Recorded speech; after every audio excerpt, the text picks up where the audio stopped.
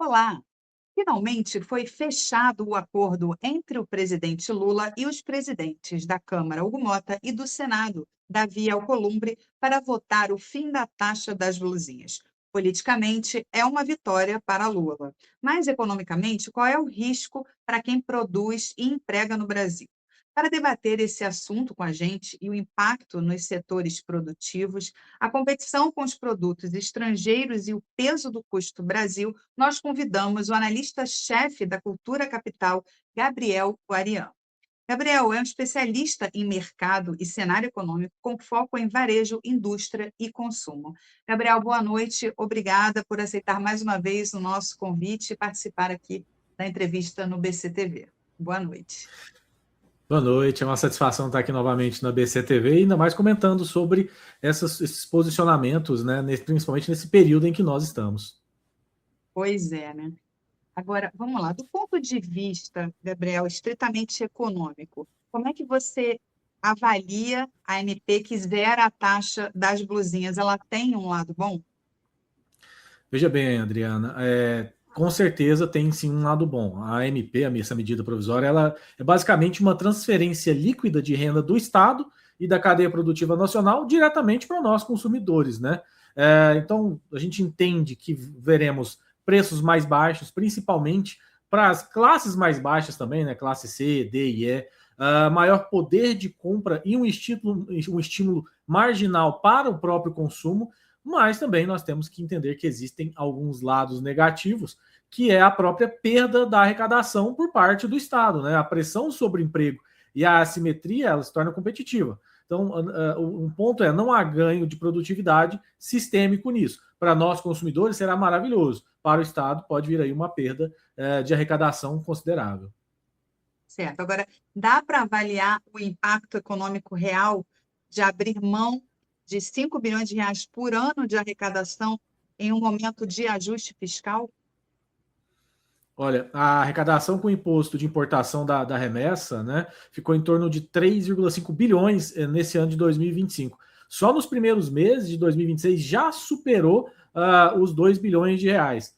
Então, nós abrimos mão de 4 a 5 bilhões anuais, pressiona, obviamente, o resultado primário. Isso vai reduzir o espaço fiscal e, claramente, pode exigir uma compensação em outros tributos ou corte de despesa. Nós não podemos deixar de falar que a parte fiscal, o risco fiscal do nosso país está muito.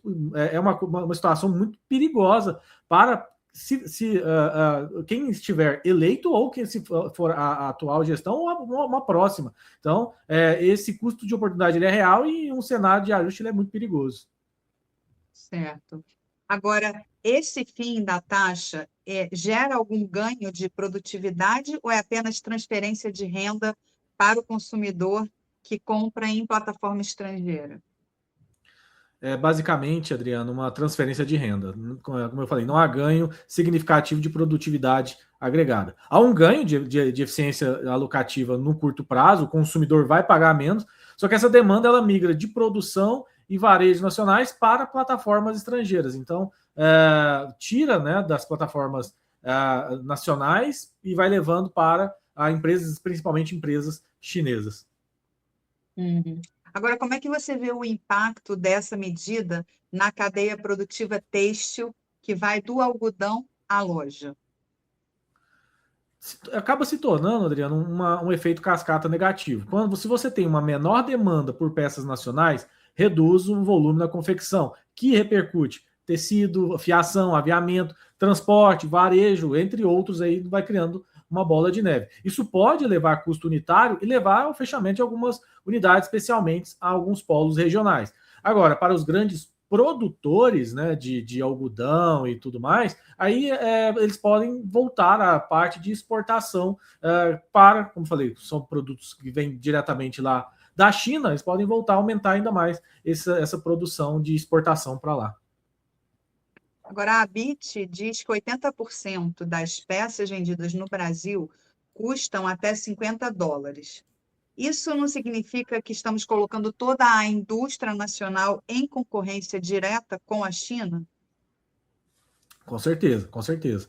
A maior parte do vestuário brasileiro ele fica exposto à concorrência direta com produtos chineses de extremo valor mais baixo e um volume muito mais alto. E nós vemos isso diretamente nos polos têxteis, tanto da região sul quanto da região centro-oeste do nosso país, essa concorrência sendo bastante desleal para quem faz principalmente a venda direta para o consumidor. E aí acaba, quer dizer, ficando em concorrência direta, né, com os produtos chineses, né? Exatamente. Se nós pegarmos as regiões, principalmente regiões sudeste e centro-oeste, onde tem os maiores polos têxteis, nós temos muitas microempresas que vendem diretamente para o país inteiro, né? Goiás, nós temos ali que fornece principalmente para a região centro-norte do país, e a região de São Paulo fornece para a região sul e sudeste. E nós temos muitas pequenas empresas que eles mesmos fazem essas produções. Quando você tem uma concorrência direta, isso causa, obviamente, o fechamento, né, e a falência de várias dessas microempresas. Certo. A ABVTEX, a Associação do Setor Têxtil, fala em 800 mil empregos em risco, e o IDV do setor do varejo fala em 63 mil empregos já eliminados. Isso tudo preocupa mesmo ou o mercado pode ser dinâmico?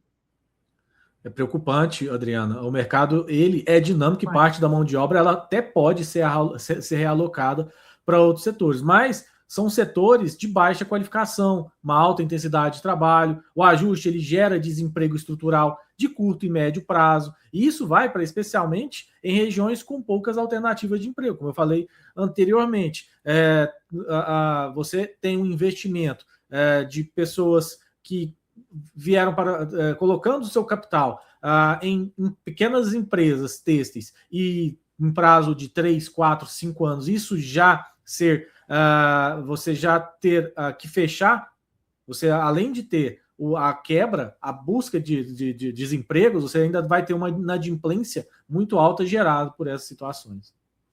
Uhum. Agora, na sua avaliação, o prejuízo para o varejo físico e para a indústria de confecção é maior do que o benefício para o consumidor? Quando a gente inclui as externalidades, perda de emprego formal, arrecadação local e o efeito multiplicador regional, o prejuízo setorial ele tende a ser maior que o benefício líquido ao consumidor. Isoladamente, o consumidor ele vai ganhar no preço, obviamente. Uhum. Agora, como é que fica o pequeno empresário do Brás, por exemplo, de Goiânia, de Caruaru, que paga o imposto, aluguel, funcionário e agora compete com um produto que chega sem imposto federal? É aquilo que a gente comentou, né?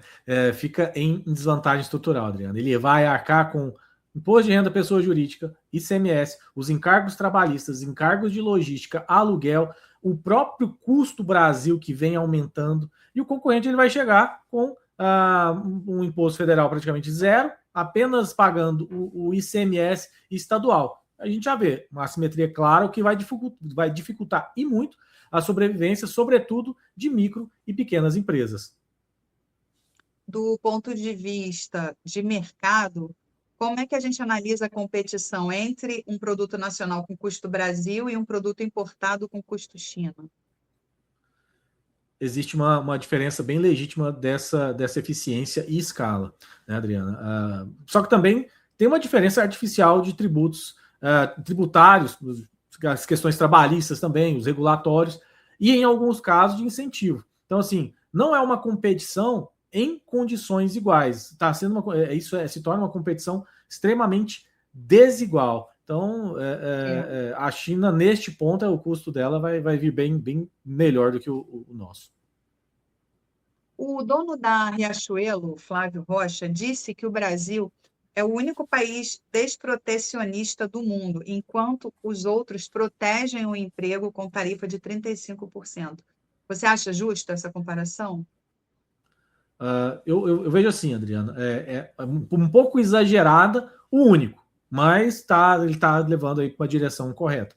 A maioria dos países, eles aplicam sim uma tarifa de proteção em têxteis e vestuários, muitos ali na faixa de 20%, 30%, até tem alguns países até mais, precisamente para preservar o emprego em setores mais sensíveis. E quando o Brasil faz zerar, né, nessa faixa, isso vai ficar relativamente mais aberto. Agora, as plataformas como a Shein e a AliExpress. Você sabe que falando nisso, até hoje eu não sei se é Shein, se é Shein, se é cada um fala uma coisa. Você Eu já sabe? ouvi Shine. Tá vendo? Eu já ouvi Shein, aí já me disseram que é Shein, agora você está dizendo que é Shein, quer dizer, temos várias opções. Mas, enfim, vou manter aqui, eu vou ficar ali no...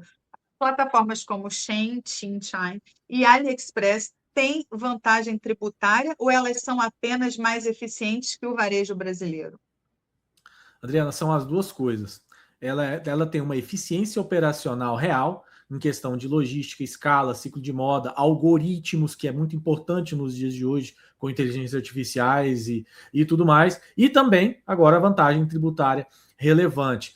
Nós podemos ver que em diversos polos do país, principalmente as capitais, a própria AliExpress está montando centros logísticos, a Shein, o Shein, também montando os seus centros logísticos, outras empresas também de e-commerce montando seus centros logísticos, então eles melhoraram bastante essa eficiência operacional, nem dependendo mais do Correios, e isso traz uma grande vantagem para eles em relação a tudo. Hoje você compra um produto na própria AliExpress, em menos de uma semana você já está recebendo ele na sua casa, né? Então eles conseguiram melhorar toda essa eficiência operacional real para um país como o nosso, que era um grande gargalo, e juntamente com essa vantagem tributária relevante, melhoraram todo esse ponto.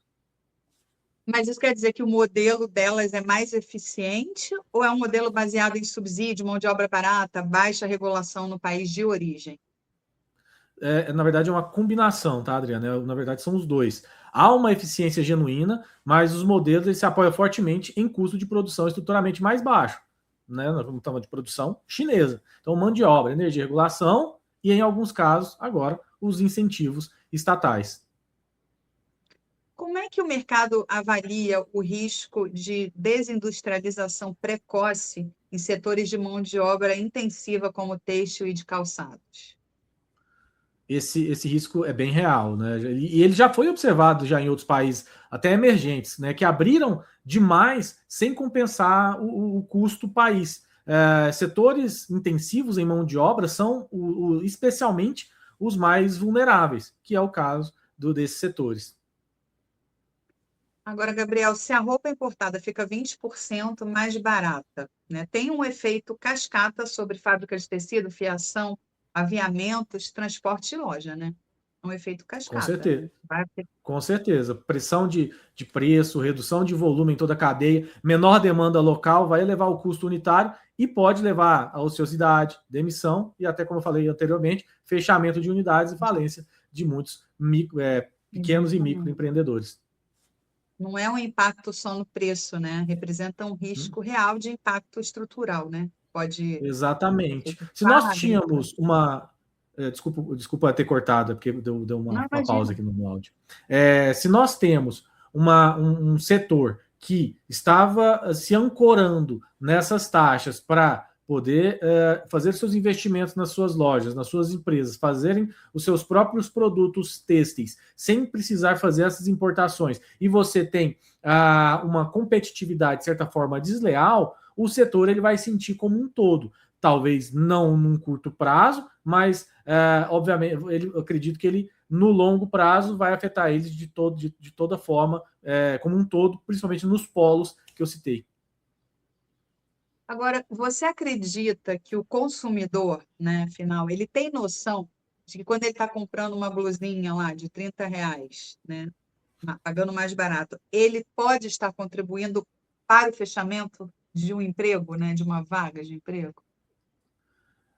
Adriana, poder até pode, mas em geral não, né? Nós estamos falando de um país onde nós sofremos uma alta taxa inflacionária, nós pagamos muito caro nos alimentos que produzimos, pagamos muito caro. Então, qualquer coisa que a gente vê que vai dar um alívio para o nosso bolso como consumidor, para nós, a gente não enxerga o outro lado, a gente enxerga o nosso bolso, né? A preferência relevada é pelo preço mais baixo. A externalidade de emprego, raramente, ela é internalizada na decisão de compra. Nós quando fazemos compra de produtos nesse produto, nós não pensamos, nossa, eu comprando aqui pode fechar uma empresa não sei aonde. Nós pensamos sempre no nosso bolso, e é isso que a população em geral acredita. Na sua visão, como é que deveria ser tratada a questão da competição com fornecedores estrangeiros? Você acha que tem que liberar geral ou tem que haver uma criação de regras? Qual seria, sei lá, um modelo economicamente inteligente para competir com estrangeiros sem prejudicar o consumidor, na sua opinião? O melhor deles é criar regras de isonomia, né? Liberar geral maximiza aquele super plus do consumidor no curto prazo. Só que aí vai ignorar todas essas assimetrias e externalidades que a gente vem falando. Então, criando regras de isonomia, acredito que dê para se trabalhar bem nessa balança aí entre os e-commerces internacionais e os empresários regionais. Você defende uma alíquota zero, uma alíquota cheia ou uma alíquota intermediária que equilibre consumo e produção? Sempre na parte do equilíbrio, Adriana. A alíquota intermediária que equilibre os dois objetivos é o que vai atender a todos os lados. Seria mais racional ter uma tarifa escalonada, menor para produto que o Brasil não fabrica e maior para produto que fabrica? Com certeza. Maior proteção onde há produção e empregos relevantes. Menor onde não há. Para mim, é essa a visão. Tem que ter uma diferenciação, né? Para essa maior proteção onde há produção e empregos relevantes, e menor onde não há, para nós podermos aí trabalhar de uma forma mais clara, podendo auxiliar a todas as pontas. Uma pergunta aqui da nossa redação: por que não exigir das plataformas estrangeiras as mesmas obrigações que o varejo nacional tem, como garantia, troca, imposto local e geração de empregos aqui? Na verdade, isso deveria ser exigido, né? A isonomia regulatória e tributária é condição básica que eu entendo para a concorrência justa.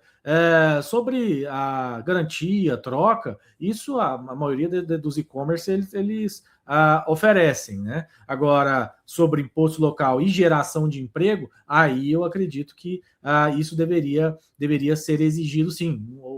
O problema é como você vai trazer empregos para uma plataforma de e-commerce, já que as empresas que estão nela são várias empresas que estão em um ponto. Eles vão montar escritório. Escritório provavelmente não vão ficar nesses setores nessas cidades onde os setores serão atingidos. Então, acredito que não seria um ponto aí que não chegaríamos a um senso comum. Uhum. Agora, quando a gente fala de custo Brasil, o que mais pesa para o setor têxtil, por exemplo? Imposto, juros, logística, energia ou burocracia? O que mais pesa é a combinação de carga tributária acumulativa, juros altos e a logística precária. Coisa que todas essas empresas ligadas, né, a Shine, AliExpress, e entre outras, conseguiram trabalhar de forma melhor do que o nosso próprio Correios. Então, por isso que chama muita atenção as pessoas quererem comprar por lá. Se o governo zera o imposto do produto importado, ele não deveria zerar ou reduzir na mesma proporção o imposto de quem produz aqui? Exatamente. Deveria, e o ideal seria reduzir a carga de quem produz no Brasil na mesma proporção, ou pelo menos de uma forma mais compensatória, né?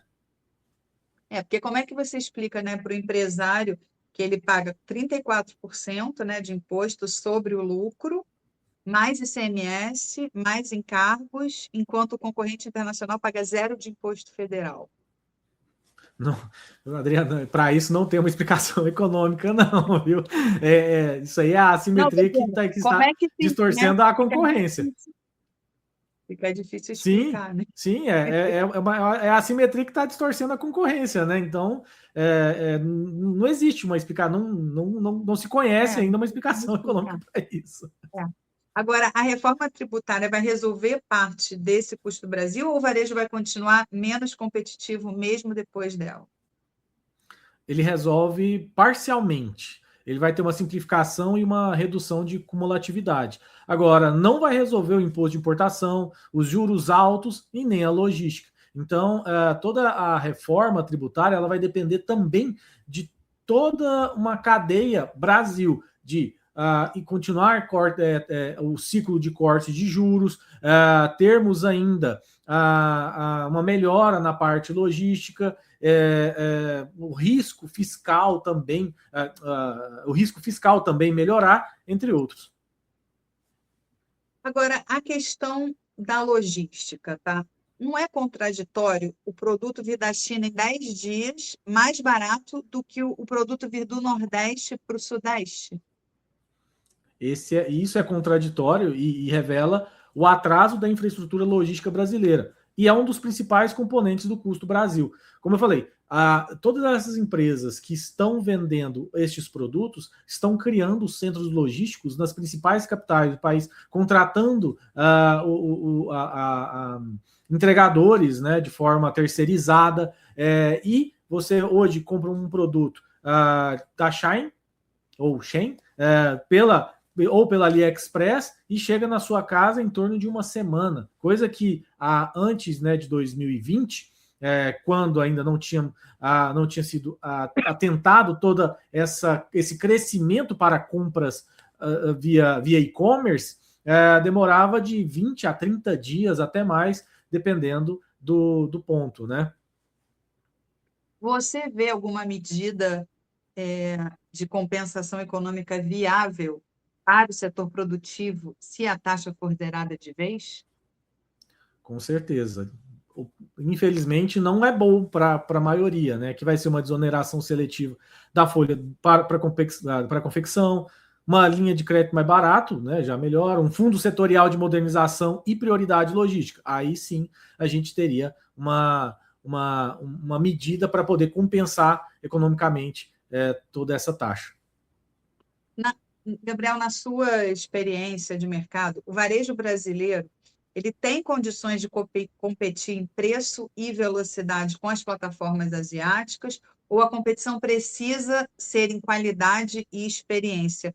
O caminho não seria o Brasil investir em moda, design, sustentabilidade e agilidade em vez de brigar só no preço? O que você pode falar sobre isso? Se for por preço puro e velocidade, é muito difícil. Nós temos na China, nós sabemos que lá o custo de trabalho é muito mais baixo que o nosso. As leis trabalhistas por lá não são como as nossas. Então, competir por velocidade e também por preço vai ser muito difícil. A competição ela pode ser em questão de qualidade, de experiência de compra, né, que hoje torna-se um ponto muito importante para as principais empresas, sobre sustentabilidade, uma moda local, sim, é um ponto, e o omnichannel, né, você atender vários canais de uma só vez.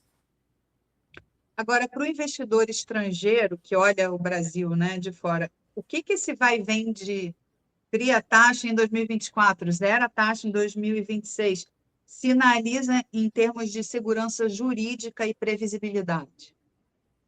Sinaliza, obviamente, uma baixa previsibilidade, Adriana, e eleva também o prêmio de risco. Uma política tributária errática, ela aumenta o custo de capital. Aumentando este custo de capital, você traz uma série de fatores que atrapalham na questão de arrecadação, atrapalham no risco fiscal. Atrapalhando o risco fiscal, você traz uma grande incerteza para os investidores estrangeiros no nosso país, e o nosso país é um dos maiores, aliás, precisa do capital estrangeiro para poder se movimentar. Então, quando você tem essa baixa previsibilidade ou tem essa política errática, você cria toda uma cadeia de aversão a risco. E aí, ao invés de trazerem capital para o nosso país, vai para outros países que podem ser até emergentes, só que, às vezes, com uma política tributária que não muda o tempo inteiro.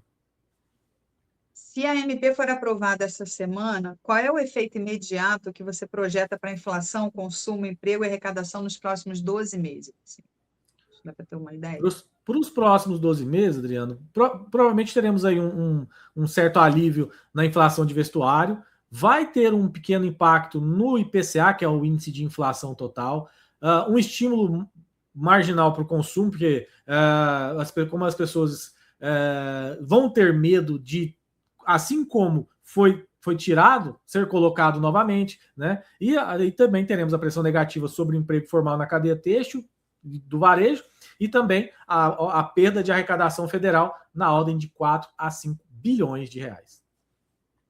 Agora, Gabriel, no meio disso tudo tem a discussão em torno do fim da escala 6x1. Eu queria saber a sua opinião, assim, o que você acha do fim da escala 6x1? Você é a favor, é contra? O que você acha? Eu vejo que o Brasil ele vai precisar avançar muito, Adriana, em relação nas relações de trabalho, tanto na produtividade, flexibilidade e na formalização. É impossível nós queremos competir com a China nisso, tanto de capital, quanto de qualidade, quanto de tudo. Mas a redução linear da jornada, sem compensação de produtividade ou de exoneração, eu entendo que ela eleva custos das empresas de uma forma relevante.